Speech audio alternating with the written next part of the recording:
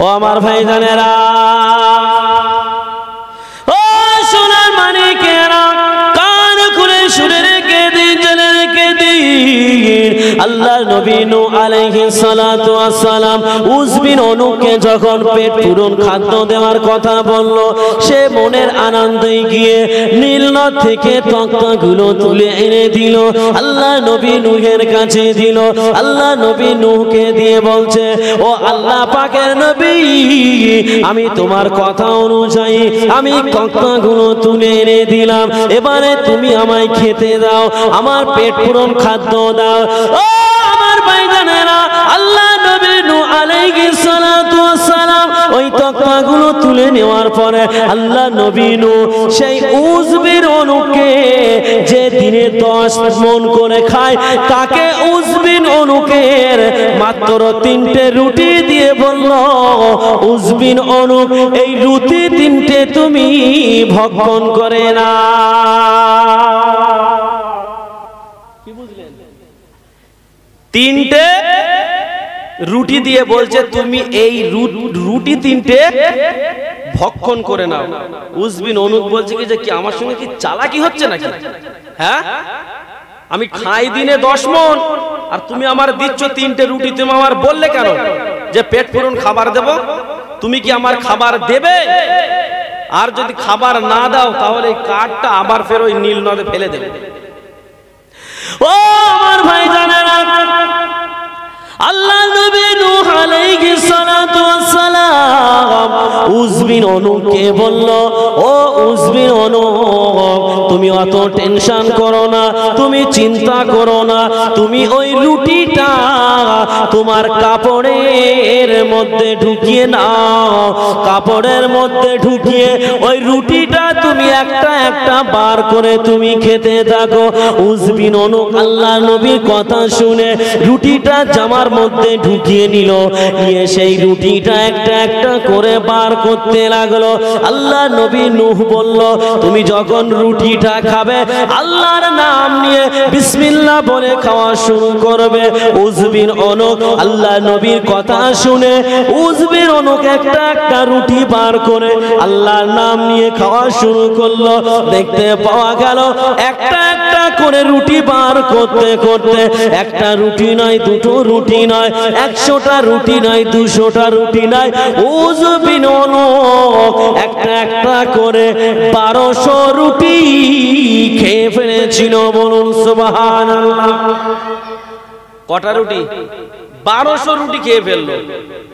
একটা মানুষ 1200 রুটি খাচ্ছে, বুঝতে পারছেন সে মানুষটা মানুষ না হাতি? সে হ্যাঁ, তো সেই উজবিন অনুক 1200 রুটি খেয়ে ফেললো।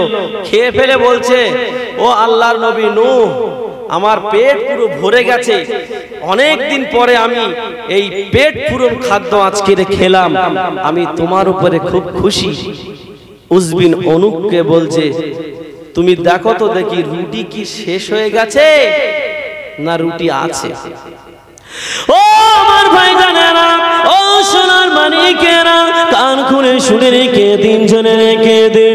উজবিন অনুক এবারে ওই রুটিটা বার করে দেখলো যে 3টে রুটি ছিল, সেই রুটিটা তেমন ভাবে রয়ে গিয়েছে। বলুন সুবহানাল্লাহ।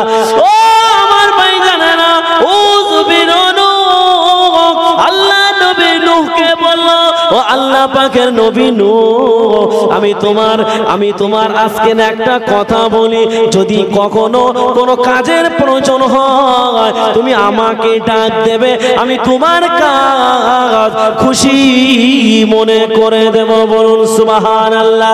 আল্লাহ নবী নূহকে বলতে লাগলো, আমি কি এই রুটিগুলো নিয়ে যেতে পারি? আল্লাহ নবী নূহ বলল, তুমি রুটিগুলো নিয়ে যেতে পারো, কোনো অসুবিধা নাই, তবে এই রুটিগুলো দিয়ে তোমার অনেক দিনের খাদ্য হয়ে যাবে। বলুন সুবহানাল্লাহ। ও আমার ভাইজানেরা, উজবিন অনুক বাকি রুটিগুলো নিয়ে আনন্দের সঙ্গে চলে গেল। এদিকে আল্লাহ নবী হযরতে নূহ আলাইহিস সালাতু ওয়াস সালাম ওই তক্তাগুলো নিয়ে এসে বাকি কাজ সমাধান করে ফেললো। বলুন সুবহানাল্লাহ। বাকি কাজ সমাধান করে ফেললো। এবারে আল্লাহ পাক নৌকা তৈরি করতে বলেছিল কেন? কেন মনে আছে? হ্যাঁ, মনে নাই? আল্লাহর নবীকে বলেছিল নৌকা তৈরি করতে। যারা নবীকে মেরেছিল, যারা মুসলমান হয়নি, যারা আল্লাহকে মানে না, যারা আল্লাহকে আল্লাহ বলে বিশ্বাস করে না, আল্লাহ বলছে আমি তাদের ধ্বংস করব। ওই জন্য আমি এই জাহাজটা তৈরি করতে বললাম। তো যখন এই কথা বললো, মশায় টেনে নিয়ে যাবে কিন্তু আমার, বুঝতে পেরেছেন? মশায় কিন্তু আমার টেনে নিয়ে যাবে, ওয়াজ করা কিন্তু একেবারে মাথায় ওঠে। পাটা জ্বালা করছে, ধূপ ধূপ জ্বালিয়ে দেন। আর যদি মশায় টেনে নিয়ে যায় তাহলে আপনার ওয়াজ করবে। যে কথা বলছিলাম, এবারে ওই বাকি তক্তাগুলো নিয়ে এসে কাজ সমাধান করলো। এবং ফারিস্তা জিবরাইল বলেছিল কি বলেন তো, যে আল্লাহ পাক যে টাইম দিয়েছে টাইমের মধ্যে নৌকা জাহাজটা তৈরি করো। জাহাজ তৈরি করা হয়ে গেল। এবারে নবী নূহ আল্লাহকে বলছে, আল্লাহ তুমি বললে প্লাবন দেব, তুমি বললে মানুষকে ধ্বংস করব, তো ধ্বংস করো। আল্লাহ পাক রব্বুল আলামিনকে নবী নূহ বলল। কিন্তু যখন ওই জাহাজটা তৈরি করে, নবী নূহকে দেখে কি করে জানেন? ঠাট্টা করে। কি করে? ঠাট্টা করে। বলে কি যে এই নবী নূহ পাগল। কারণ এই মরুভূমি এলাকায় আমরা আমাদের জীবনে আমরা কখনো পানি হতে দেখিনি। আর এই এত বড় 1000 গজ লম্বা জাহাজ তৈরি করেছে। এই জাহাজ এই মরুভূমি বালির উপরে চলবে? এই নবী নূহ পাগল। এর মতন পাগল আর কেউ নাই। নবী নূহকে পাগল বলছে। এবার যখন ওই জাহাজ তৈরি করা হয়ে গেল, সারা এলাকার লোক দেখতে আসে নবী নূহের জাহাজ। নবী নূহের জাহাজ কত বড়, সমস্ত এলাকার লোক দেখতে আসে।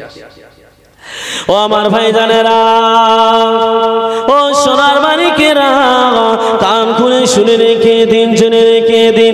জাহাজের কাজ যখন সমাধান হয়ে গেল, আল্লাহ নবী নূহ বলল, রব্বুল আলামিন আল্লাহ পাক আপনি বলেছিলেন আল্লাহ আপনি আযাব দিয়ে মানুষকে ধ্বংস করবে।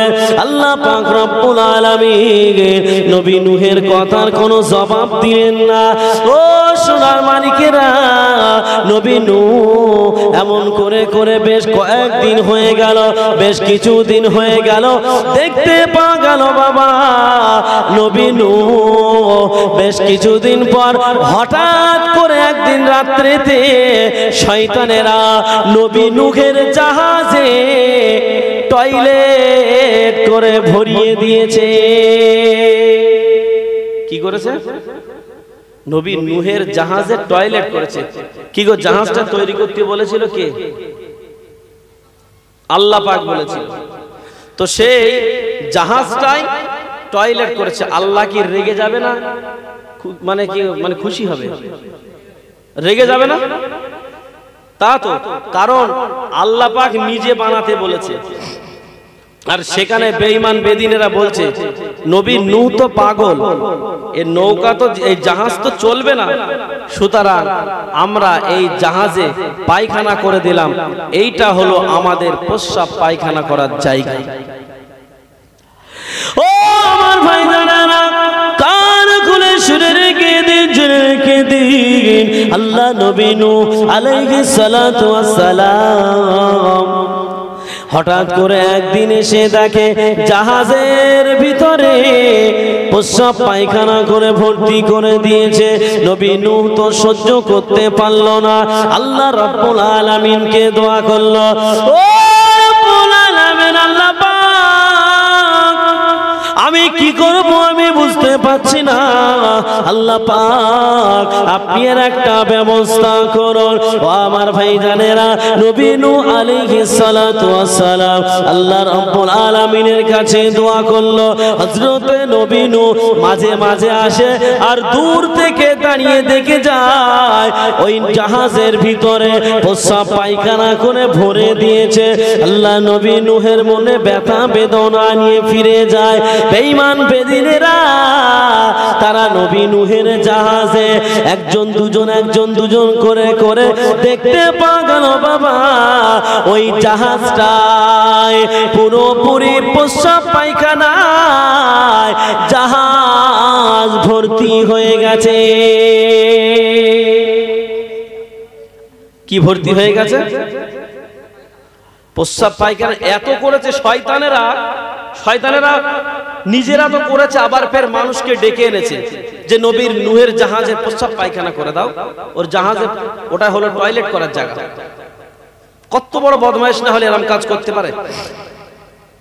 পুরো জাহাজটা ভর্তি হয়ে গেছে। বেশ কয়েকদিন যাওয়ার পর পুরো জাহাজে প্রস্রাব পায়খানা করে সারা এলাকার মানুষেরা জাহাজটা ভরে দিয়েছে। যখন জাহাজটা ভরে দিয়েছে, এত বড় শয়তান একটা অন্ধ ব্যক্তি, সে যেতে পারে না, তাকে ধরে রাতের অন্ধকারে সে জাহাজের মাথায় তুলে দিয়ে বলছে কি যে পায়খানা করে, নবী নূহের জাহাজে পায়খানা করে দেবে। ও আমার ভাইজানেরা, ও সোনার মানিকেরা, কান খুলে শুনে রেখে দিন, জেনে রেখে দিন। আল্লাহ নবী নূহ আলাইহিস সালাতু ওয়াস সালাম দেখতে পাওয়া গেল বাবা তিনি তো আর সহ্য করতে পারে না। আল্লাহর কাছে কাকুতি মিনতি করে, আল্লাহর কাছে বলতে লাগে। দেখতে পাওয়া গেল বেঈমান বেদিনেরা তারা জাহাজের উপরে একজন অন্ধ ব্যক্তিকে তুলে দিল, পায়খানা করার জন্য তুলে দিল। ওই অন্ধ ব্যক্তি জাহাজের উপরে উঠে পায়খানা করতে গিয়ে কোথায় পা দেবে অন্ধ ব্যক্তি জানে না। পা স্লিপকে ওই অন্ধ ব্যক্তি সরাসরি গোডাউনের মধ্যে ঢুকে গেছে। কোথায় ঢুকেছে? একেবারে সেই চেম্বারের মধ্যে ঢুকে গেছে, গোডাউনে যেখানে মাল জমা হয়েছে, একেবারে ওর মধ্যে গিয়ে আল্লাহ ফেলেছে কানাকে। একদম পুরো হাবুডুবু খাচ্ছে সেই কানা। ও আমার ভাইজানেরা, কান খুলে শুনে রেখে দিন, জেনে রেখে দিন। আমার আল্লাহ পাক রব্বুল আলামিন কোরআন পাকের মধ্যে বললেন, ইন্না কাইদাশ শাইতানি কানা দাঈফা। জোরে বলুন সুবহানাল্লাহ। এইবারে দেখেন মজাটা তো এই জায়গায়। আল্লাহ বলছে ইন্না কাইদাশ শাইতানি কানা দাঈফা। ওরে শয়তান, তোরা শুনে রেখে দে, জেনে রেখে দে, তোদের কৌশল, তোদের চালাকি, তোদের কৌশল আমি আল্লাহ পাক আমার কাছে মশা মাছির চাইতেও আরো দুর্বল। জোরে বলুন সুবহানাল্লাহ। ওরা কৌশল করেছে নবী নূহের জাহাজে কি করবে? প্রস্রাব পায়খানা করে ভর্তি করবে। আল্লাহ পাক কানাকে নিয়ে ফেলেছে কোথায়? একেবারে চেম্বারে ফেলেছে। চেম্বারে ফেলে কানার কি করে এবারে দেখেন। ও আমার ভাইজানেরা, ও সোনার মানিকেরা, দেখতে পাওয়া গেল বাবা ওই অন্ধ ব্যক্তিটা বাথরুমের চেম্বারের মধ্যে পড়ে গিয়ে হাবুডুবু খেতে খেতে সে কোন রকম ভাবে জাহাজের উপরে উঠে দেখলো ওই অন্ধ ব্যক্তিটার দৃষ্টিটা আমার আল্লাহ পাক মানুষে ভালো মানুষের মতো আমার আল্লাহ দৃষ্টি ফিরিয়ে দিল। বলুন সুবহানাল্লাহ। ভালো মানুষ যেমন দেখতে পাই, ওই অন্ধ ব্যক্তিকেও আমার আল্লাহ পাক দৃষ্টি কি করলো? ফিরিয়ে দিল। যে আল্লাহ পাক রব্বুল আলামিন ওই অন্ধ ব্যক্তিকে দৃষ্টিটা ফিরিয়ে দিল এবং সেই অন্ধ ব্যক্তি গিয়ে ওই ওর জাতের লোকেদেরকে বলছে, ওই বেঈমান বেদিনদেরকে বলছে, জানিস আমি নূহের জাহাজে গিয়েছিলাম প্রস্রাব পায়খানা করতে, কিন্তু নূহের জাহাজে আমি পড়ে গিয়েছিলাম, পড়ে গিয়ে একেবারে ওই পায়খানা একেবারে মেখে আমি উপরে ঠেলে উঠেছি, উঠে দেখি আমার চোখটা ভালো হয়ে গেছে, আমি এখন এই দুনিয়া দেখতে পাচ্ছি। ওরা বলছে কি যে হ্যাঁ তাই নাকি? আমাদের বিশ্বাস হয় না। কি হয় না? ওরা এমনি আল্লাহকে মানে না, ওই কথা মানে। বলছে কি যে আমাদের বিশ্বাস হয় না। বিশ্বাস হয় না কি করবে? এখন তারা আবার ফের পরীক্ষা করার জন্য আর একটা কানাকে ধরে সেই জাহাজের একেবারে সেই মানে সে যেখানে সে জমা হয়ে আছে ওর ভিতরে গিয়ে আর একটা কানাকে ফেলে দিয়েছে। ও আমার ভাইজানেরা, ওয়াসে দেখতে পাওয়া গেল বাবা ওই কানা ব্যক্তিটা যাকে ওই জাহাজের বাথরুমের মধ্যে ফেলে দিয়েছে। দেখতে পাওয়া গেল বাবা ওই কানা ব্যক্তিটা আমার আল্লাহ পাক তার দৃষ্টিটা আমার আল্লাহ পাক আবার ফিরিয়ে দিল। বলুন সুবহানাল্লাহ। ওই কানা ব্যক্তিটার দৃষ্টিটা আল্লাহ পাক ফিরিয়ে দিল। তাহলে ওরা নিজেরা একেবারে কনফার্ম হয়ে গেল যে না, সত্যি নূহের নৌকায় যে পায়খানা আমরা করতাম সে পায়খানা আর করব না। কারণ নূহের নৌকার মধ্যে কি আছে? ঔষধ আছে। কি আছে? ঔষধ। কি কিসের মধ্যে? ওই গুয়ের মধ্যে কি আছে? ঔষধ আছে। ও আমার ভাই জানেরা, ও সোনার মানিকেরা, দেখতে পাওয়া গেল বাবা ওই যে সমস্ত এলাকায় অন্ধ ব্যক্তি আছে, অন্ধ ব্যক্তিদেরকে ধরে ধরে ধরে ধরে ওই নূহের নৌকার গুরগাড্ডার মধ্যে ফেলে দেয়। যাকে ফেলে দেয় আমার আল্লাহ পাক তার দৃষ্টিটা ভালো মানুষের মতো ভালো করে দেয়। যাকে ফেলে দেয় সে দৃষ্টিটা ফিরে পায়। তারপরে দেখা গেল অন্ধ ব্যক্তি যায় ভালো হয়ে যায়, পাকড়ওয়ালা ব্যক্তি যায় ভালো হয়ে যায়। এমন করে করে এলাকার সমস্ত রোগাক্রান্ত মানুষেরা যায় আমার আল্লাহ পাক তাদের দৃষ্টিগুলো ফিরিয়ে দেয়, তাদের পাকড়গুলো ভালো করে দেয়, তাদের যারা টাকলা তাদের টাকলা ভালো করে দেয়। এক কথায় যে যা রোগের উদ্দেশ্য নিয়ে ওই গুয়ের মধ্যে ঝাঁপ মারে আমার আল্লাহ পাক আল্লাহ তাআলা তাদের রোগ ব্যাধিকে আমার আল্লাহ পাক সুস্থ করে দেয়। বলুন সুবহানাল্লাহ।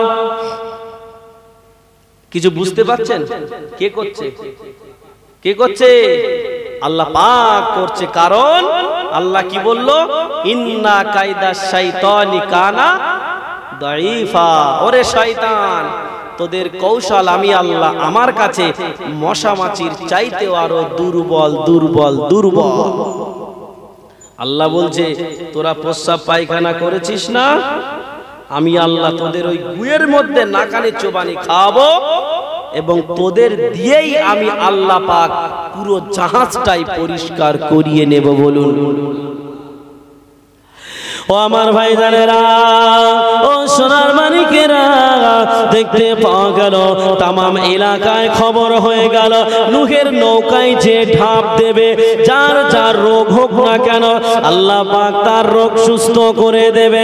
দেখতে পাওয়া গেল বাবা এই খবর শুনে এলাকার সমস্ত মানুষেরা আসে, সমস্ত মানুষেরা এসে তাদের রোগের উদ্দেশ্য ঝাঁপ দেয়, তাদের রোগ সুস্থ হয়ে যায়। আল্লাহ পাক আল্লাহ তাআলা তাদের ব্যাধি ভালো করে দেয়। তারা ঔষধ মনে করে ওই পায়খানাগুলো তারা পাত্রে করে করে বাড়িতে নিয়ে যাওয়া শুরু করে দেয়। বলুন সুবহানাল্লাহ। আল্লাহ পাক এমন করছে, তারা মনে করছে ওই পায়খানাটা ঔষধ, ঔষধ মনে করে বাড়ি নিয়ে যাচ্ছে। বলছে কি যে যদি কোনো রোগ টোগ হয়, এই শীতকাল না এখন, এই শীতকালে মানুষ গায়ে কি মাখে বলেন তো? এই কি মাখে? বডি লোশন মাখে না, আর অন্য অন্য জিনিস মাখে। তো ওদের ওই যে যদি কোনো রোগ হয়, ব্যায়াম হয়, তো ওই গু নিয়ে যাচ্ছে, গু গায়ে মাখবে। জানি তো মাখলে এটা কি ঔষধের থেকে দূরত কাজ। ওই জন্য ওরা পাত্রে করে নিয়ে যাচ্ছে এবং মেখে যাচ্ছে, ডুব মেরে গায়ে মেখে যাচ্ছে, আর রোগ হবে না। তাহলে দেখুন আল্লাহ কিভাবে বেইজ্জতি করছে ওদের। ওরা তারপরেও ওদের বিবেক খোলে না, ওদের চোখ খোলে না, ওদের জ্ঞান ফেরে না। সমাজের বুকে এমনও মুসলমান আছে তাদের যতই ওয়াজ করেন, ওয়াজ যদি গুলে খাইয়ে দেন তাদেরও জ্ঞান ফিরবে না। এখানে বলবেন, এখানে বলবেন, বলবেন ঠিক আছে হুজুর অসুবিধা নাই, কিন্তু এখান থেকে বের হয়ে যখন চলে যাবে মদের বোতল ধরে টানা আরম্ভ করে দেবে। কি করবে? মদের বোতল ধরে টানা আরম্ভ করবে। ও আমার ভাই জানেরা, ও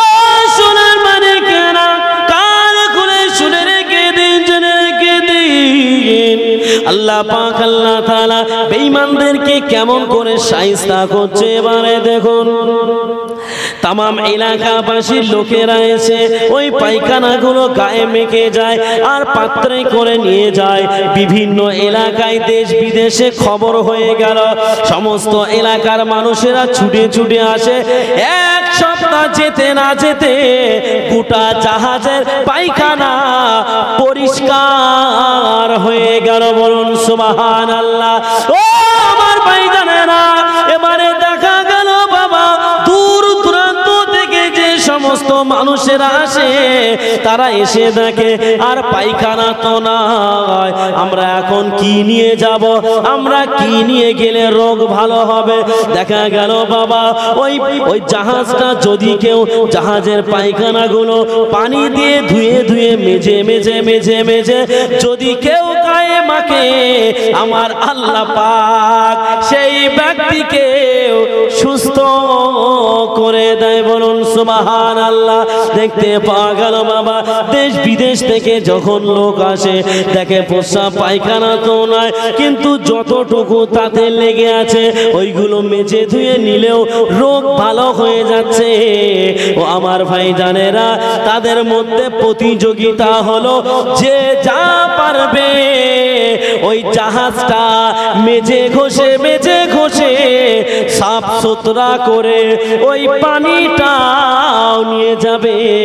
তারা জাহাজ মাজার জন্য নিজেদের মধ্যে প্রতিযোগিতা শুরু করে দিল। আমার আল্লাহ পাকের হুকুমে আগে যেমন জাহাজটা ছিল তার চাইতেও জাহাজটা আমার আল্লাহ পাক চকচকে আর ঝকঝকে করে দিল। বলুন সুবহানাল্লাহ। তাহলে কি বুঝলাম আমরা এই কোরআনের দ্বারা? কি বুঝলাম? আল্লাহ বলল ইন্না কাইদাশ শাইতানি কানা দাঈফা। তোদের কৌশল আমি আল্লাহ পাক কি করলাম একেবারে চুরমার করে দিলাম। এখন সেই জাহাজটা মনে করুন এই এদিকে মনে হয় মানে ওই টালির ঘর ঘর আছে কি আমি জানি না, কিন্তু আছে তো সে টালির ঘরে ওই বাঁশ দেয় না, বাঁশ, ওই বাঁশ দিতে গেলে মানে যদি বাঁশটা যদি পানিতে না পচায় ওই বাঁশটা ডাইরেক্ট দিলে কি ঘুণ লাগে না লাগে তো সেই জাহাজের কাঠটা তো পানিতে ভিজানোর দরকার ছিল, তো তারা পেশাব পায়খানা করেছে এবং তারাই পরিষ্কার করতেছে। তাহলে নূহ নবীর আর কষ্ট করতে হলো না। তো যখন জাহাজটা পুরো চকচকে আর ঝকঝকে হয়ে গেল, আমার আল্লাহ পাক আল্লাহ তাআলা কি করছে এবারে দেখুন। নবী নূহকে বলছে, ও নবী নূহ, তুমি জলদি করে জাহাজে উঠে পড়ো। কি করো? জাহাজে উঠে পড়ো এবং তোমার উম্মত যারা কেবলমাত্র যারা তোমার উম্মত ওয়ানলি ফর যারা তোমার উম্মতি তাদেরকে তুমি জাহাজের মধ্যে তুলে নাও। আর পশু পাখি যা আছে, জীবজন্তু যা আছে তাদেরকে জোড়ায় জাহাজের মধ্যে তুলে নাও। নবী নূহ চিন্তা করতে লাগলো যে আমি এখন জঙ্গলে খবর দেব। ফারিস্তা জিবরাইল নবী নূহকে বলছে, তুমি টেনশন করো না, আমার আল্লাহ পাক এই ব্যাপারে তোমাকে সাহায্য সহযোগিতা করবে। বলুন সুবহানাল্লাহ। মোহাব্বতে দরুদ আল্লাহুম্মা সাল্লি আলা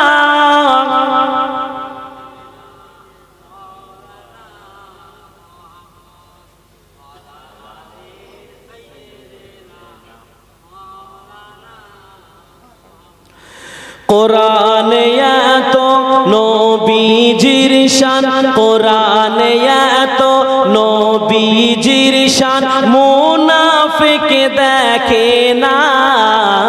কোরআনে এত নবীজির শান মুনাফিক দেখে না।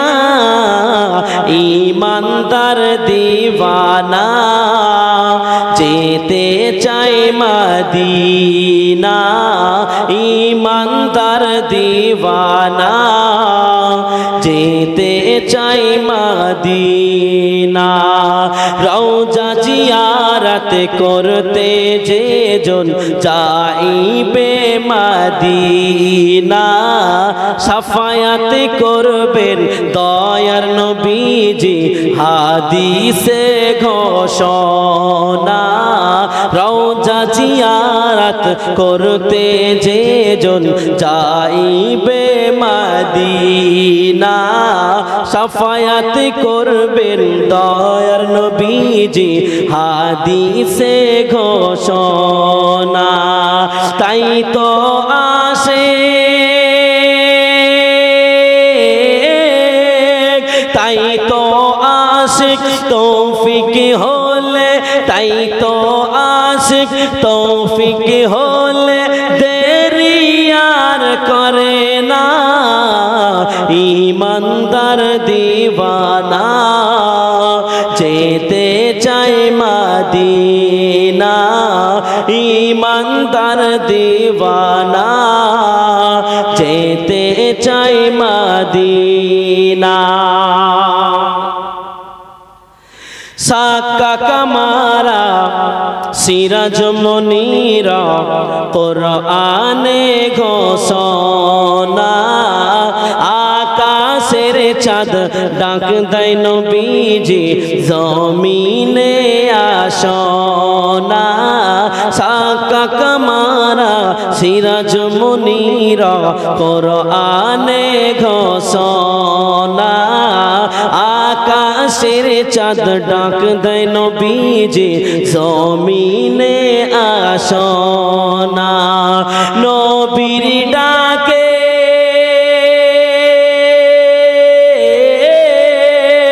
নবীর ডাকে আকাশের চাঁদ নবীর ডাকে আকাশের চাঁদ টুকরা হয় দুই খানা ইমানদার দিওয়ানা যেতে চাই মদিনা ইমানদার দিওয়ানা যেতে চাই মদিনা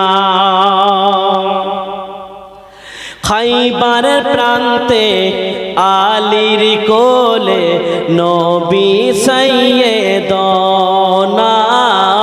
আসরের নামাজ কাজা হয়ে যায় নবীকে জাগায় না খাইবার প্রান্তে আলীর কোলে নবী সাইয়েদনা আসরের নামাজ কাজা হয়ে যায় নবীকে জাগায় না ডুবন্ত সূর্য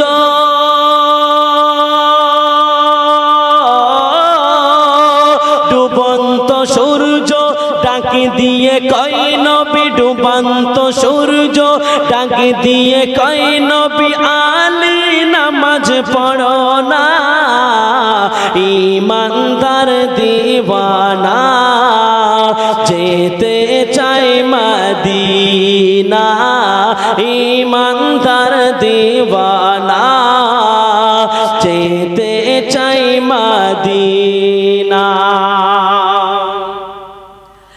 হাদিসে পাকে নবী বলছে উস্তনে হান্নানা নবীর প্রেমে শুকনা গাছে করিল যে কান্না হাদিসে পাকে নবী বলছে উস্তনে হান্নানা নবীর প্রেমে শুকনা গাছে করিল যে কান্না শুকনা গাছে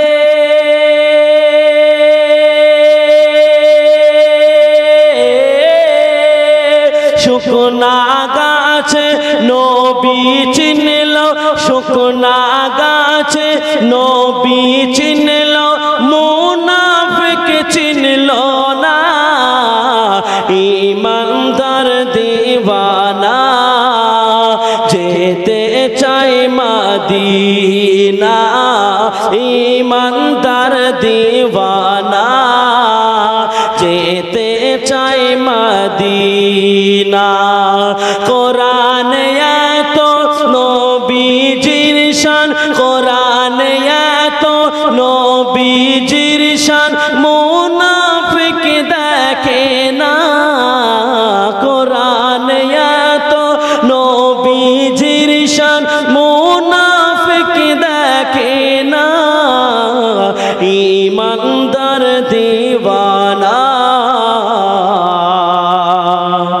যেতে চাই মদিনা আল্লাহুম্মা সাল্লি আলা